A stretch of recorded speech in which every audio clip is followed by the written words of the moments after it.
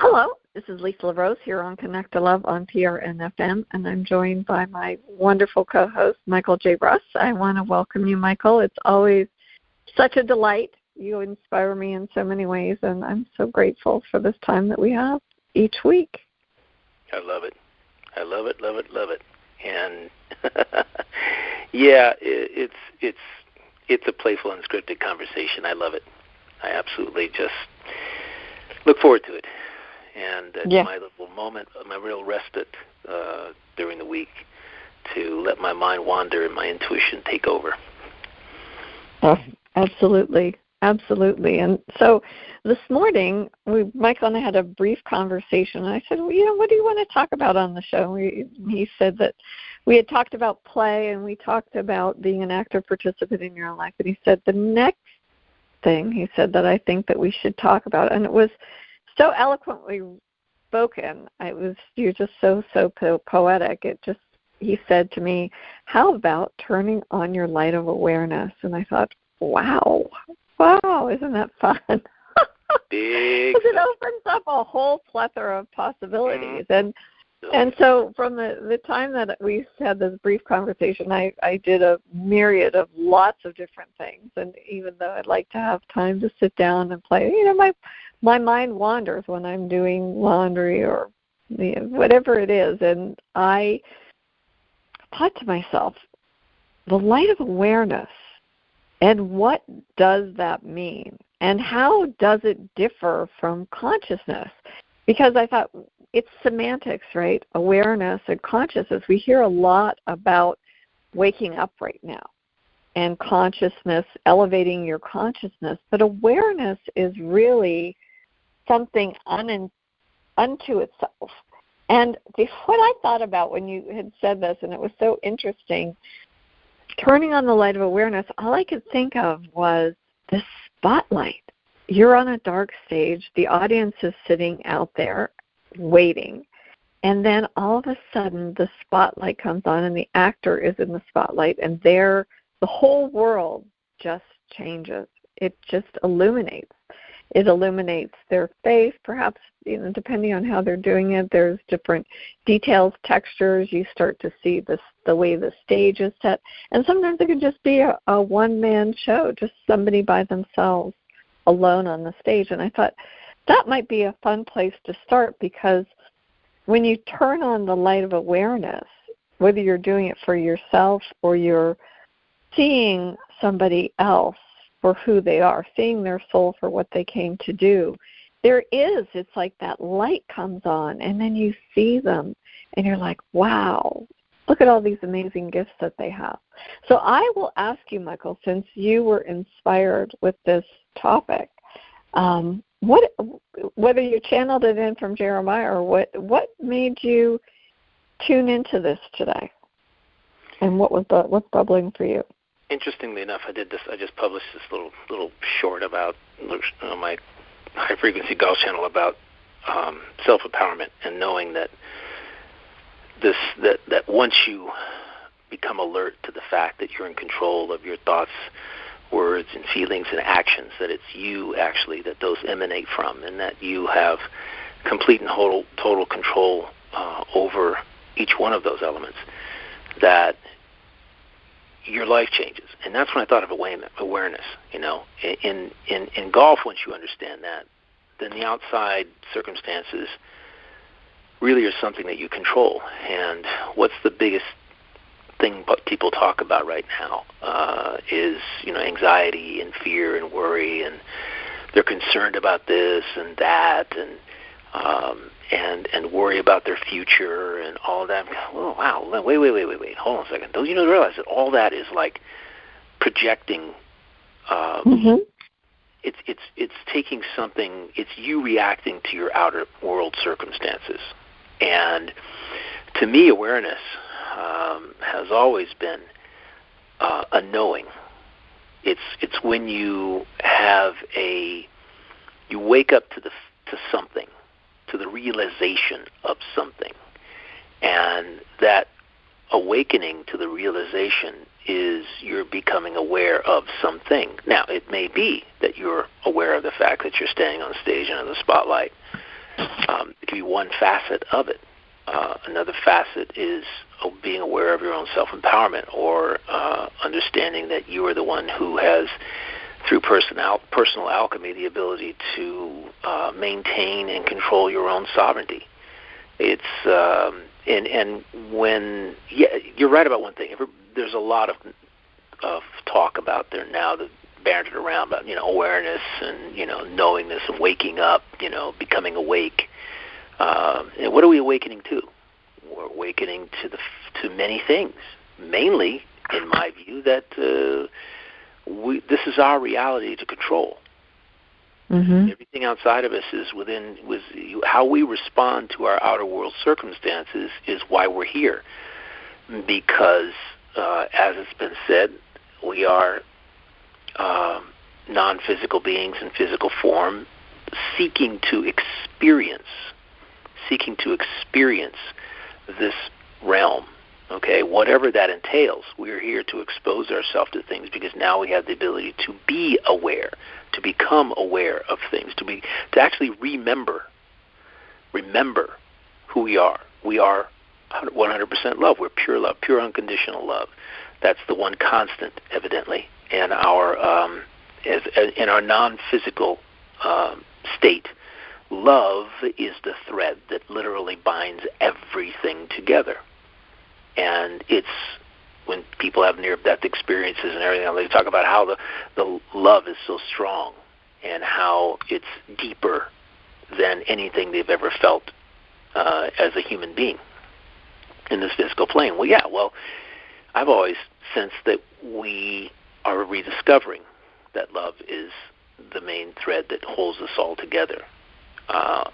As much as this world likes to throw spaghetti up against the wall to see what sticks, that is totally the antithesis of love, right? This is literally a world where we're here and we can make it whatever we want because it's how we're perceiving our outer circumstances that determines how we feel and what we're thinking and what we're capable of. And to me, that's just a fascinating way to go about day-to-day, to go about our day-to-day circumstances. And I've been watching this series on Hulu. It's called, I think it's called Going Tiny. I'm not quite sure, but it's about the specific title. However, what it's about, it's kind of a different show. There's the tiny house shows that, building the things and what it costs and what it entails, and then there's the tiny shows about people who have Airbnbs, tiny home Airbnbs all over the country, and how interesting and delightful they are, and how joyful you can be within them. And then there's this particular show that talks about people who are literally going tiny, but many of them are doing it as a business. They're literally chucking their 8-to-5 jobs, and they are creating these tiny homes, and they get one, and then they go get another one, and they rent that one out, and then they keep doing this. And sometimes they have, I think one person had as much as 10 tiny homes in different places, very unique spots.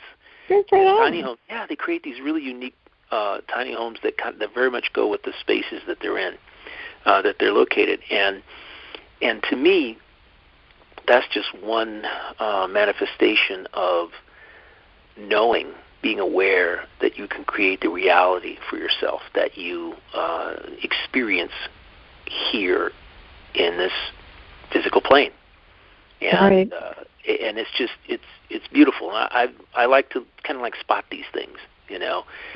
You know what? It's interesting that you bring it up because I think that when you are in making that choice to be in a tiny home or to live with very, very few possessions, it does enable you aren't distracted by all these things you've got to clean and take care of and whatnot. And the possessions that you have in a tiny home are, you make very good decisions. You don't have books that you don't need to have. You make, whatever the linens are, the food, how things are in your cupboards. I know my sister loves to collect plates. I think she's got like 8 sets of plates.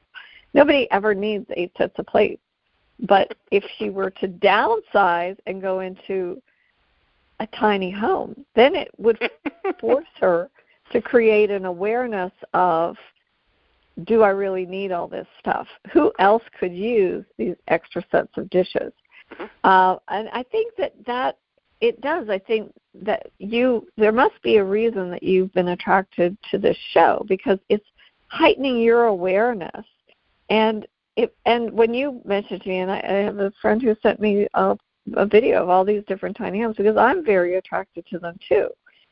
But I think that it helps you appreciate the beauty and wonder of all the things that are in your life, and you begin to savor them even more.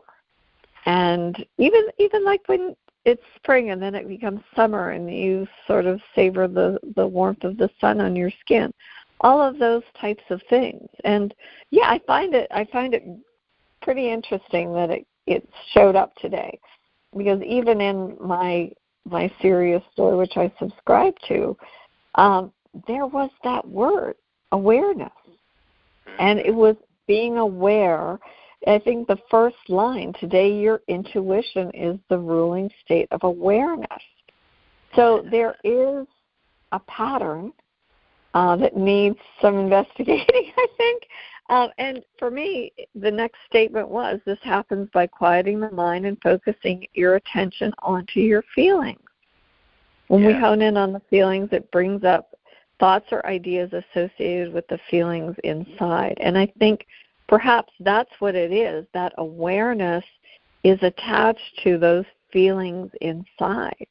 So different than consciousness, right? Because if you were in a tiny home, you are really aware of your surroundings. When you go out shopping, you're not buying a lot of superfluous things that you can't shove it in a drawer or hide it in a closet because you're limited with space, right? That is true too. I mean, let me take this another angle.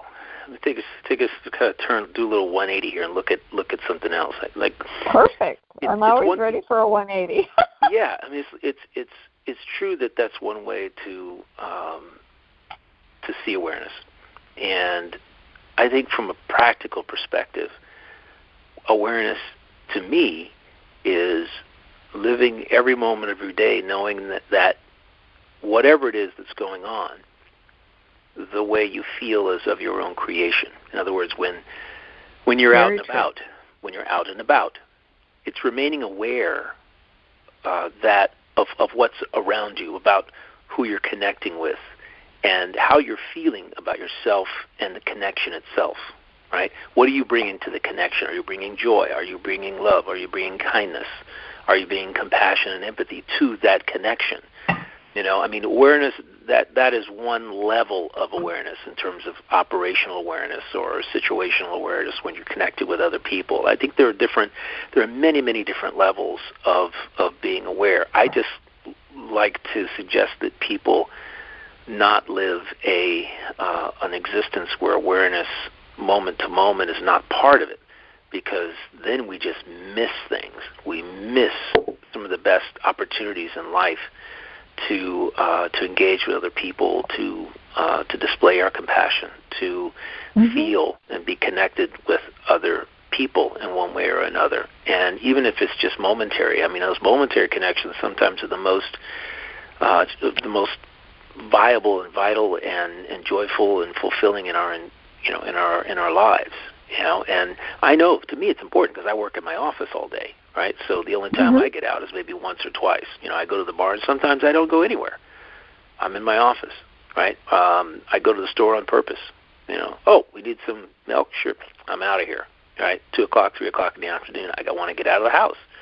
I want to get out in traffic. Yeah, it's season, and traffic can be a little bit challenging.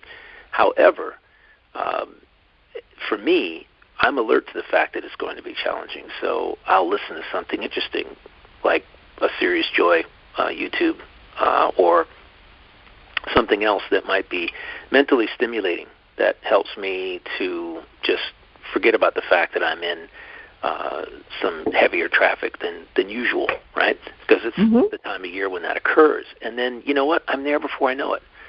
and then I'll take an alternative route maybe when I come back. It's being alert to what's around you.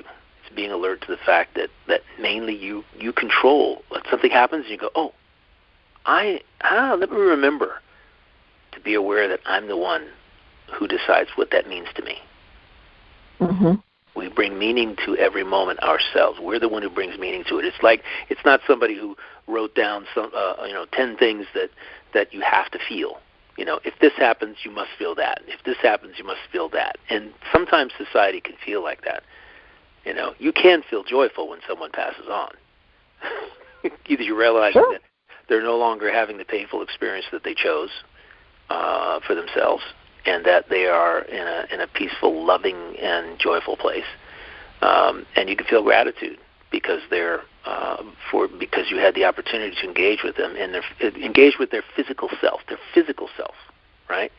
And to connect in a way that you could not connect otherwise because you were in physicality. You could hug them, you could love them, and you could touch them, feel them, and that's not something that is something we somehow I feel kind of take for granted, to the point where there are cities where I know I've experienced life in cities like New York and L.A., San Francisco, where even Sacramento, right, where I moved here from, there are some cities that are so big and space is such a premium that I got the feeling that when I was there, that people purposely avoided you because they wanted their personal time.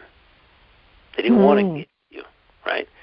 Here, I could walk down the street or I could go anywhere and people will say hi to you because it's a different mentality. It's not that big. They come from big cities to this place, and they're not looking to be looking for their personal space. But if I go to Atlanta, that's exactly what it is.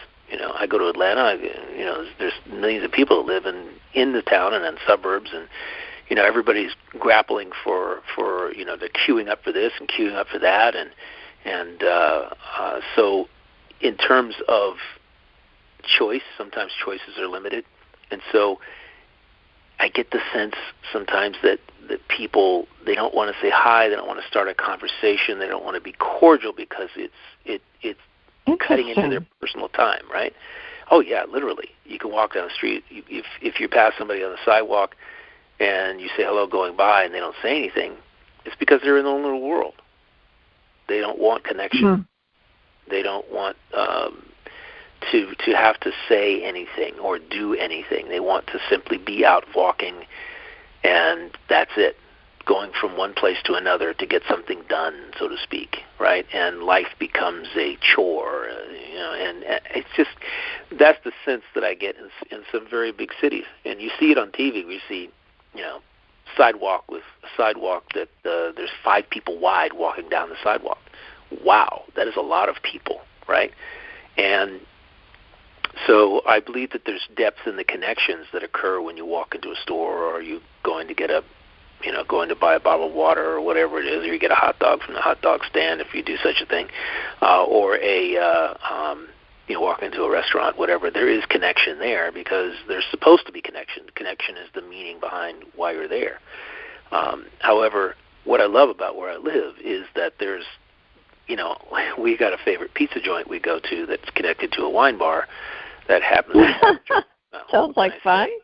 Yeah, it's connected. It's got great music from the 20s and the 30s and all the way through the 60s. The music, it's got Sinatra, it's got other stuff, and it has Billie Holiday, and they play this music, really interesting music tracks off of Spotify that are very soothing, very unique, and music that you just don't hear anywhere. And on the weekends they bring in a live act, guitarist who's really good, and it's just the place fills up by 5:30 or 6. It's filled up. Wow. And you can get a pizza next door. It's owned by the same people, and you can get a caprese, which is beautiful buffalo mozzarella, tomato, olive oil, and tomato salad. It's just wonderful. with basil and stuff. It's one of the best in town. And what I love about the place, what I love about going there, is that we're always meeting someone new. We're always connecting with someone. And it's not that we're trying to make friends. It's just that you're connecting with other people. Mm-hmm. And you do it, it's very casual. They're either getting something for themselves. We sit in a spot generally that's at the bar. We don't usually sit at a table. So we converse with the people on the other side of the counter who are helping other people. And they've gotten to know us because we go there, at least once a week, and we get to know them, they get to know us. And if we bring wine there, it's usually, which we always do, we got a huge wine selection, so we bring wine there that they're not going to taste, they're not going to ever see, and we share it with them. We please make sure that make sure you taste this, because it'll expand your palate, so to speak, and your horizons, your awareness of other wines, okay? Because there's that awareness as well. So what's unique is the feeling of connection in terms of town, and every place you go to in Old Town, across the bridge, is like that. It's non-touristy, it's locals, and people from all different backgrounds and walks of life who just enjoy that kind of music, who engage, who enjoy wine. We have that in common, and love pizza or love charcuterie or whatever it is that they have in there. They've got a very extensive selection of salads and that sort of thing. They've got a very nice chef.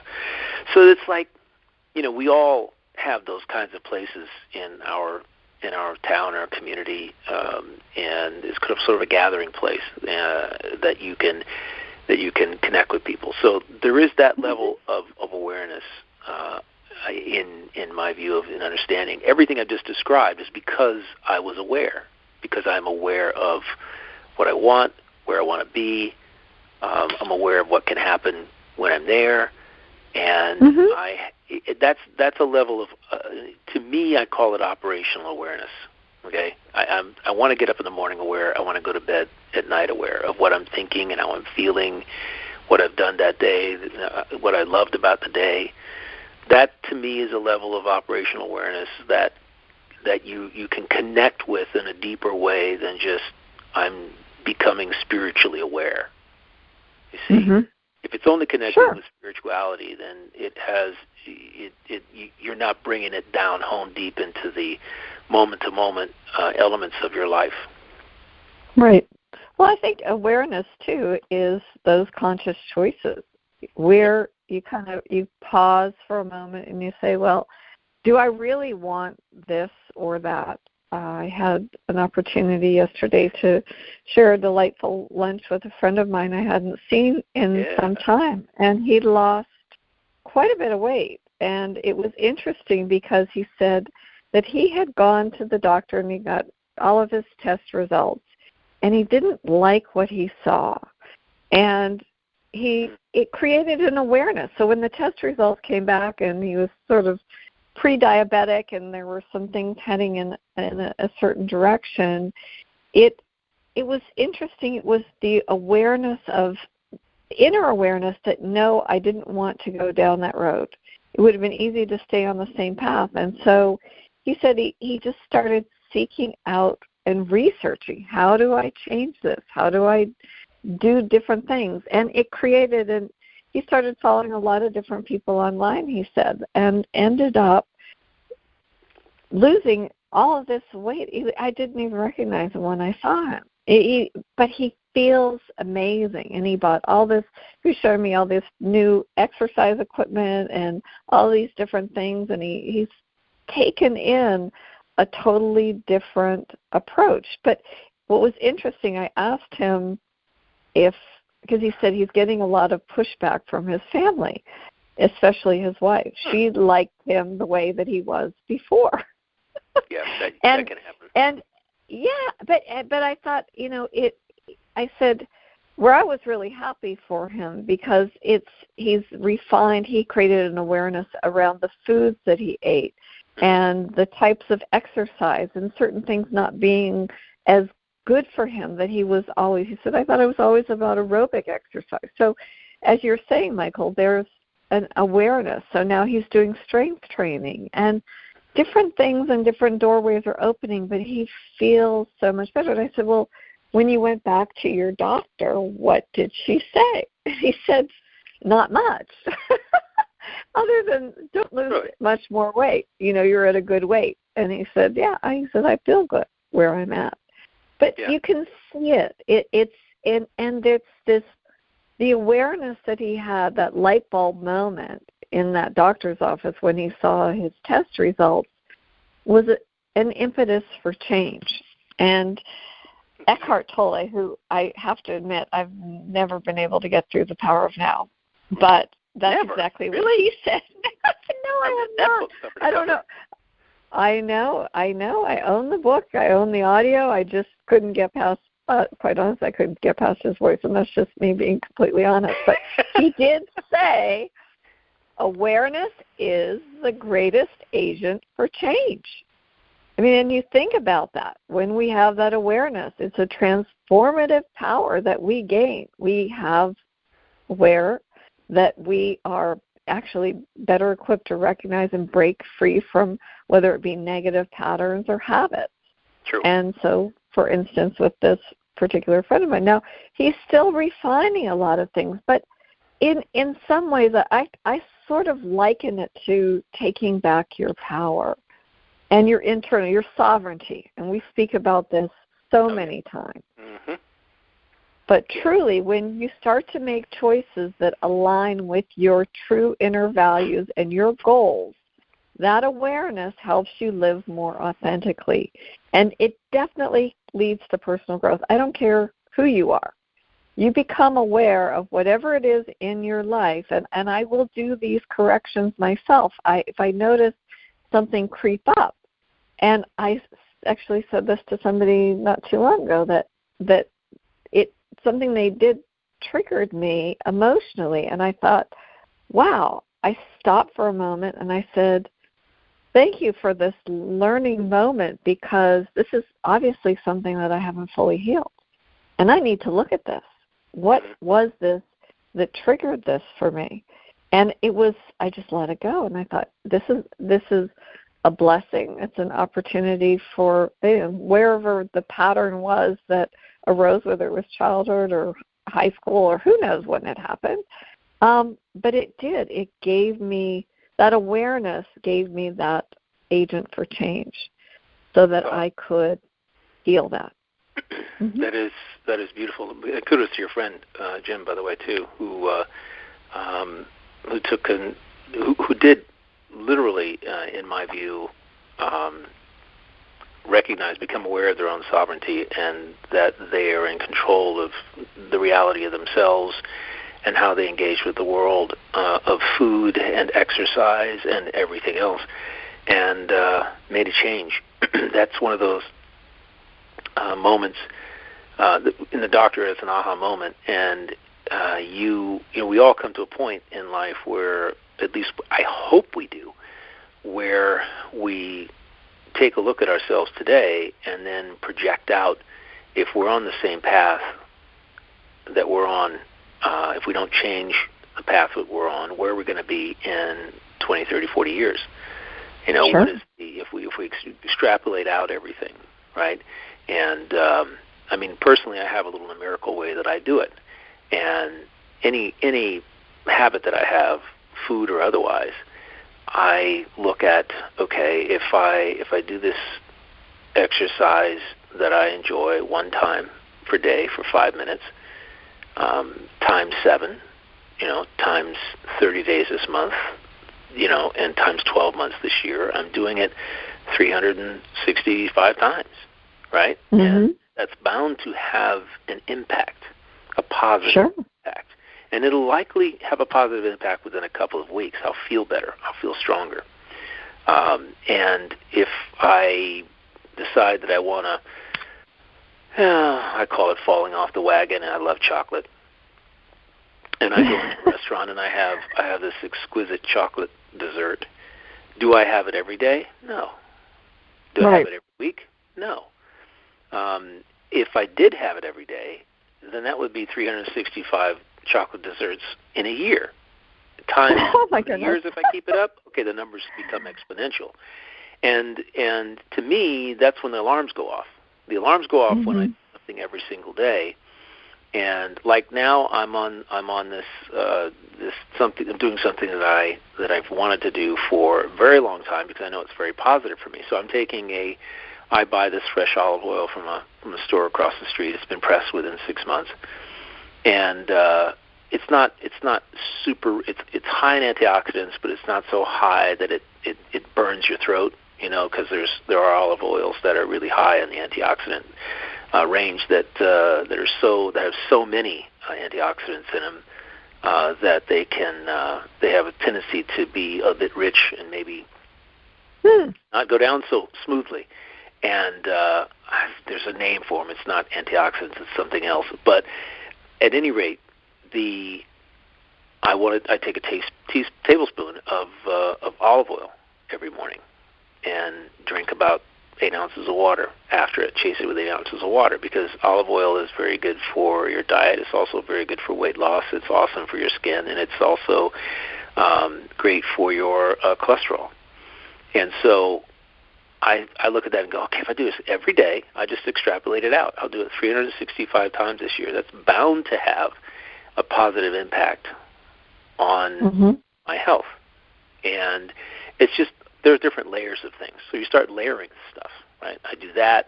I take a walk once a day, and if I can do it 5 times a week, right, that's 20 times a month. So you just keep moving it, right? You keep it moving forward to the point where you know, and you can have some pride and fulfillment and joy in the fact that you're doing something that is you're putting together these building blocks that are moving you forward. And that's how I was able to lower my A1C. It's like this little DB7 pill that you turned me on to, which balances blood insulin. And I believe that that's probably one of the reasons my A1C dropped 6 points in the last once a year I get something going. So we have to be very cognizant of what we're doing on a daily basis, because if we keep doing it and we start thinking, is this helping me, or is this something that's not positive? Is this positive for me or not positive? I don't want to say good or bad. I want to say, is this positive for me over the long term, or is this going to be negative for me over the long term? Should there be other things that come from doing this habit that I have? And that's pretty much the way I think. I may be an anomaly, but that's really the way I look at it.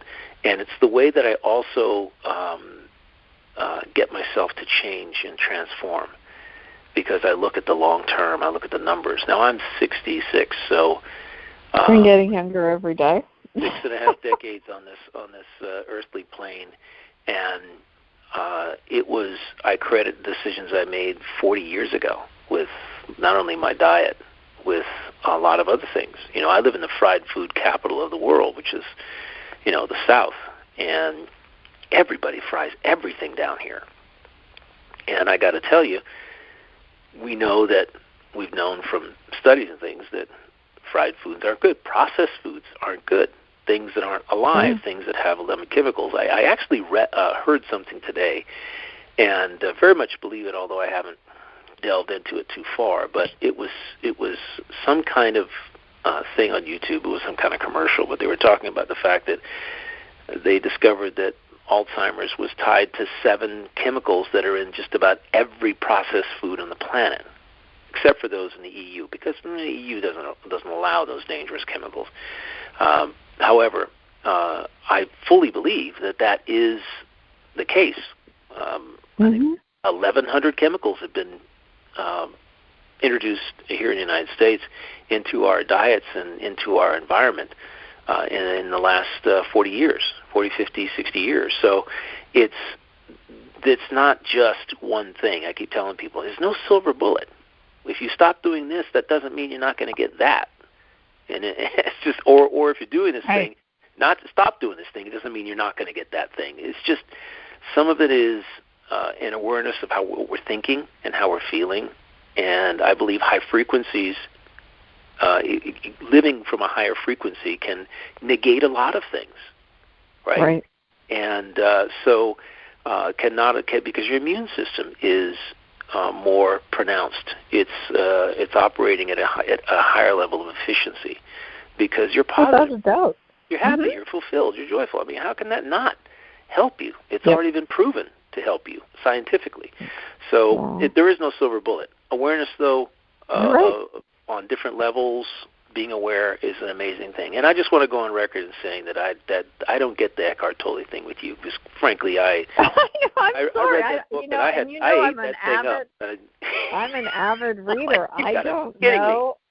Maybe it was my guides. Maybe I was supposed to discern my own information about it. I believe me, and I couldn't read it. I thought, well, I'll listen to it, and then I couldn't listen to his voice. I don't know what it is. At least I'm being honest. Yes, you are. It's funny. I know. However, I would have made a good. I love your honesty. Show, Hannah. Got to be one of 5 people on the planet that didn't resonate with. But yeah, I mean, it's literally. No, it's cool. I know, and not everything is going to resonate with everybody. You got the message 10 other ways from 10 other people. Yep. Oh no, it is. I think it just. I don't know. There's something, and there are. For me, I have an awareness. Sometimes I just will pick up a book, and I have to have it. I know that sounds so crazy, and I've been rediscovering, because I've been going through a lot of different things and rediscovering books. And so when I first started, there was, and it became so much so that I could not unsee it. So I was probably, I don't know even when, the first person that introduced me to sacred geometry. And the geometries that are not just Leonardo's Vitruvian Man, but the sacred geometry and the patterns in the plants and in building and whatnot. And I could not unsee it. Once that awareness was created for me, and then I started getting very interested in gematria, which is numbers. And so once I started and created an awareness of numbers, then of course it was 1, 1, 1, 1, 11, 11, 12, 12, 4, 4, 4. And Michael, I know very much so, because we laugh about it all the time, but there is, all of a sudden you start seeing it over and over and over again. So if you want to talk about turning on your light of awareness, for me, even it's strange, because I'll get a receipt and I'll go, oh, look at those numbers. I don't play the lottery, though. Maybe I should, but I think that there is something that is being illuminated for me, and I pay attention to those things. I don't believe in coincidences. I don't believe there's one person that I will run across in my life that doesn't have a message for me. I've become aware of that, and sometimes it comes in subtle ways. Sometimes it can be in a very big way, and I need to pay attention. Pay attention. And I think when I started first learning meditation and sort of going into the energy centers of my body and the awareness of what certain things felt like and what it meant for me to drop into my heart, and that feeling of fullness, and then just imagining sending love out, that created an awareness for me. And those practices, where it goes beyond just mindfulness, where you deliberately focus your attention on the present moment. I think that it brings in something else that, for me anyway, that was really transformative.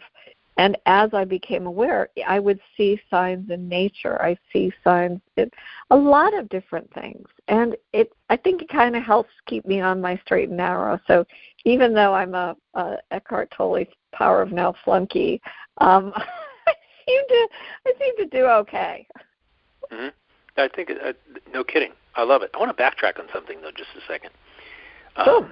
When you were talking about your friend Jim and his wife, her reaction to his changes, and there's a relationship dynamic whereby the one partner sees the other partner make changes, and even though they know the reason for those changes, because there's likely been a discussion, at least I hope so, when that particular person has success and starts feeling really good about themselves, they're experiencing success, they're experiencing fulfillment and joy from the changes that they've made. And the partner doesn't go along with the same changes and experiencing the same kind of fulfillment and joy, there can be this threat. The partner, one partner can see it as a threat, because if this person, and the thought is, if this person achieves their goals, they actually got together with me when they were the other person. Will this person still feel the same about me? It's really interesting, but the thought goes through the mind, right? And what I tell people who are going through, this kind of change, and their partner's not necessarily interested in whatever it is, and they start experiencing results. I tell them, make sure that you communicate. Make sure you communicate on a daily basis how you're feeling about what you're doing, and that you're placating, or not placating necessarily, that's not the word I want to use, that you're communicating how you're feeling, and that nothing has changed, because the threat is they'll attract other people. As you were attracted to me and I was attracted to you, but now you're going to become more attractive, and if you're more attractive, then other people will become interested in you, right? Maybe somebody else, some other female will become interested in you, and I want you to be this little dumpy guy I fell in love with. I don't want you to be, Rock Hudson. Okay, that's a little old. Well, no, I don't think he was. I want you to be. I can't think of anybody current. Okay, look it up, people. But I think for him it was about self-reflection and looking at self. No, I don't doubt that. And I don't doubt that's exactly what it was about for him. I'm just saying, when you're in a relationship dynamic, you have to assure the other individual that you're not that you're doing this for you, for your longevity. Right. And that's really what it's about. It's about physical. Sure. I saw this thing, and I want to do this thing. Has nothing to do with our relationship. It has everything to do with me, the longevity of me being in this relationship, and that has to be vocalized. And if you take it for granted, then it can lead to other kinds of thoughts and changes in behavior by the and a lot of this is subconscious. It's not necessarily okay, I'm choosing to be this way, right? It's just that I've seen it happen in the relationships of people I know, and so it's one of these things where communication is the key. Being alert and aware to how you're feeling, and communicating that, and communicating your success in a way that is letting the other person know that they're in on what you're doing. And I can't believe sometimes that, I lived with my mother when I got my first divorce. I rented my old room back from my mother in her house. I sold my house.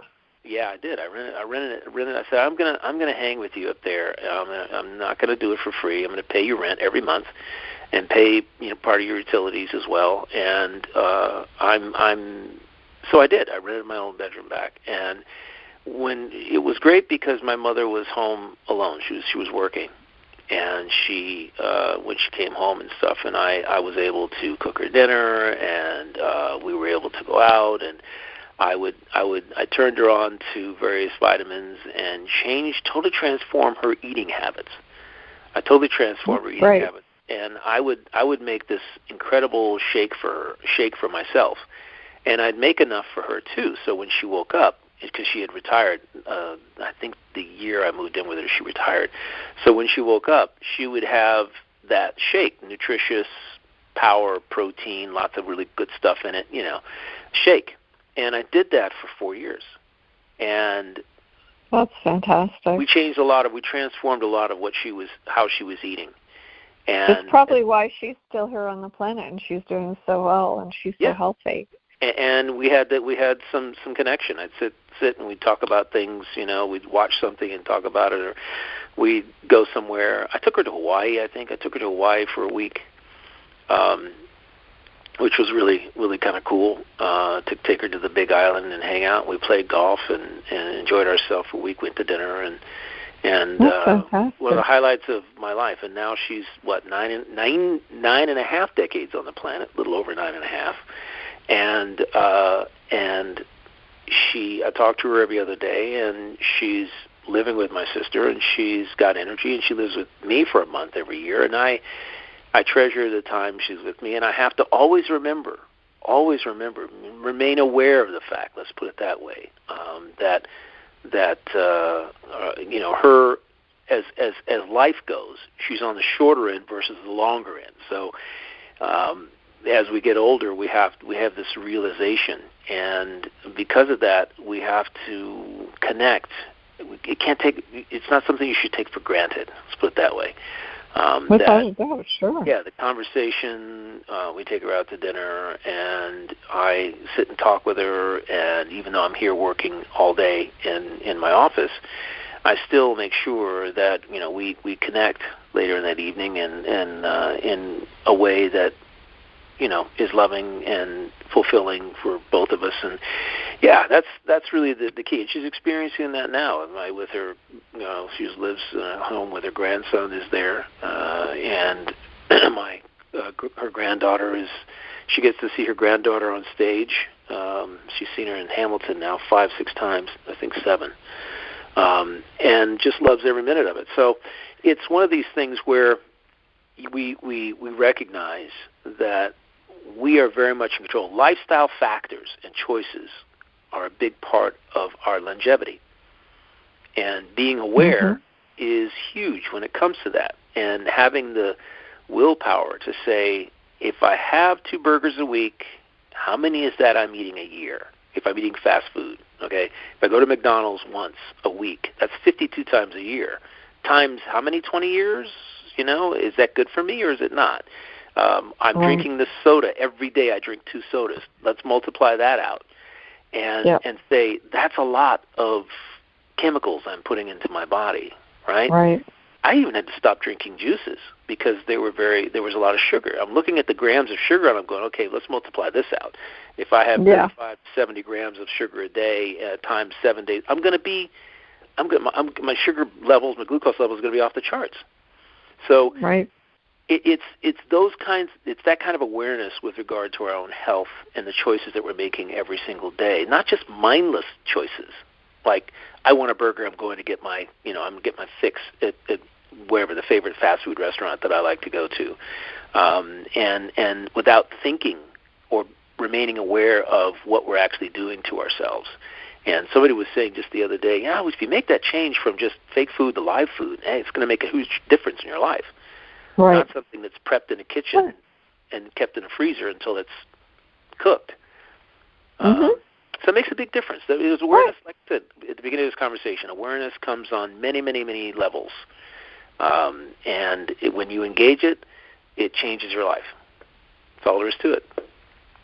Absolutely, without a doubt. And I think as you become aware, and as you said with food, for me, I read labels, and if there are ingredients that I don't recognize what the name of it is, it doesn't go in my shopping cart, it doesn't go in my body. I don't care. I'm that particular, and I would rather have the health I have than try things that are chemicalized. But it becomes a choice, and I think that sort of when we get through that, when you have that awareness, it is that light, exactly what you said, Michael. Once you turn the light on, it's hard to unsee it. Once it's seen, it cannot be unseen. Yeah. And you just have to, you start to become aware of your thoughts, your feelings, your surroundings, everything, because it all, yes, your sovereignty, exactly. And again, living in that present moment, even though, for me, it was the book that I devoured when I was before agreement. the Four Agreements, and I still quote it. I love that book, and being impeccable to my word. And for me, I could lie to everybody and go, the power of now, get it, got it, great book. No, go ahead, lie to them. What would be the point? Who am I lying to, right? I know. Exactly. It's pretty amazing. But to me, awareness helps me live more authentically, to be Lisa LaRose.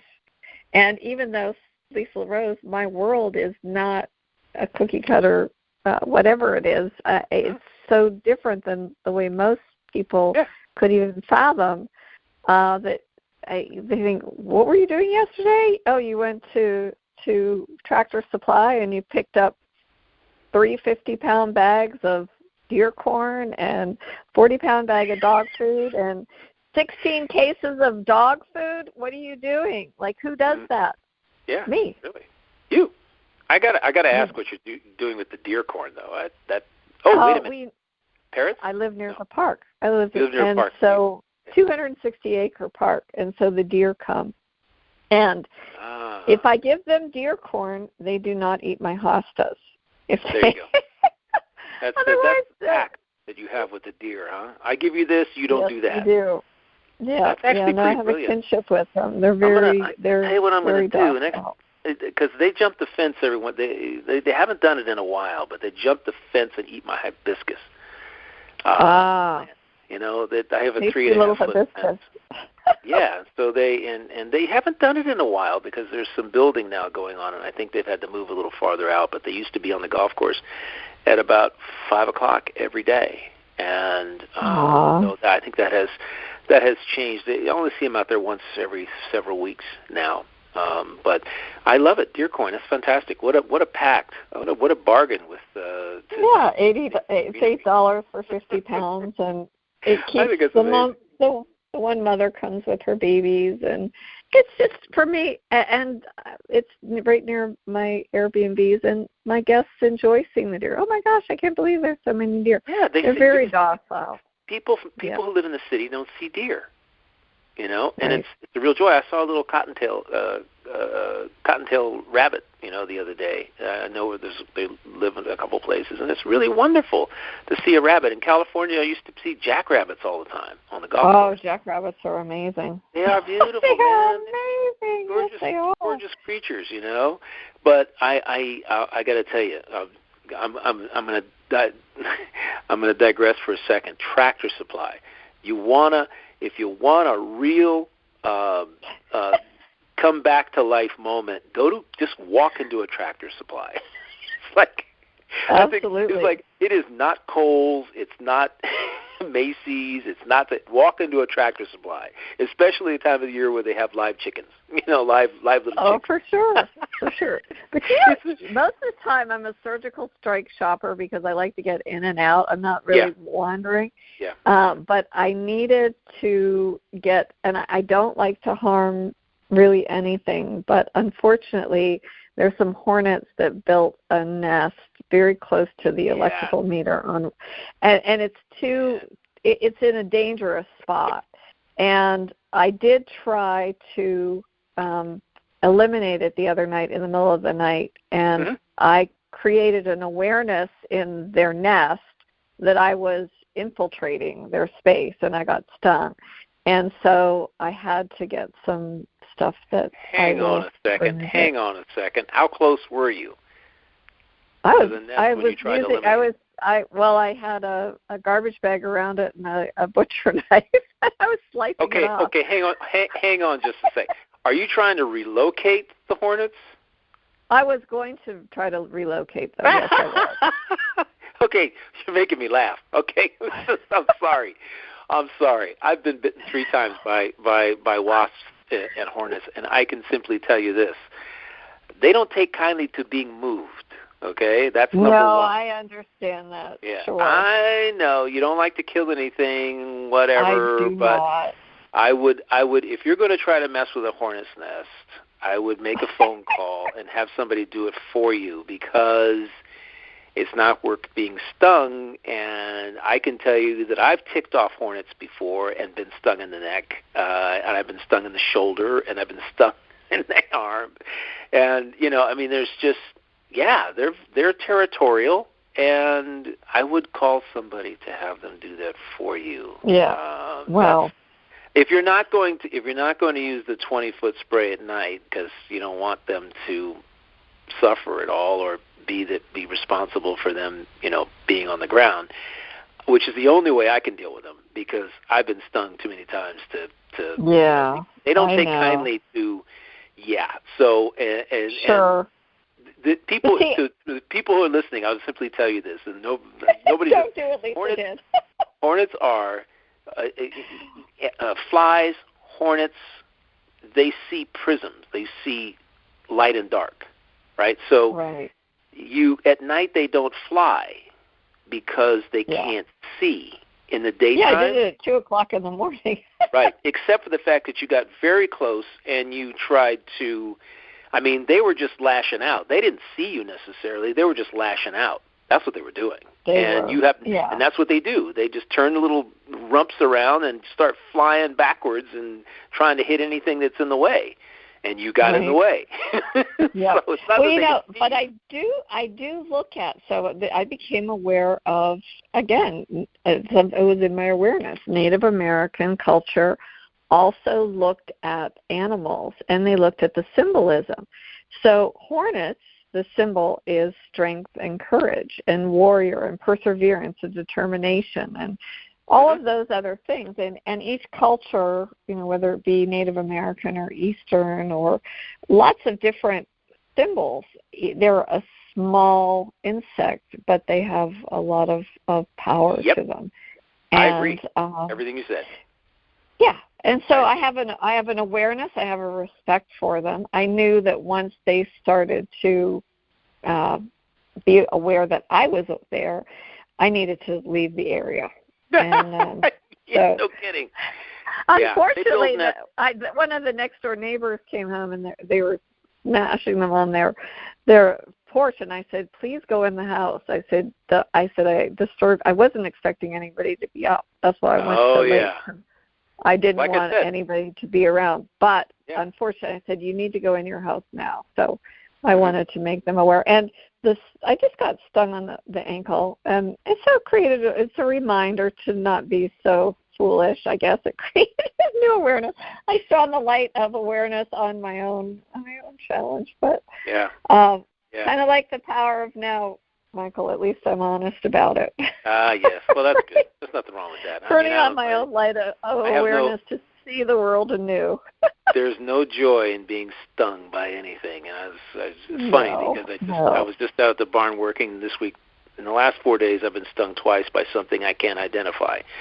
So, just a quarter-size welt, and that's a little bit itchy, shows up, and I'm going, how in the world?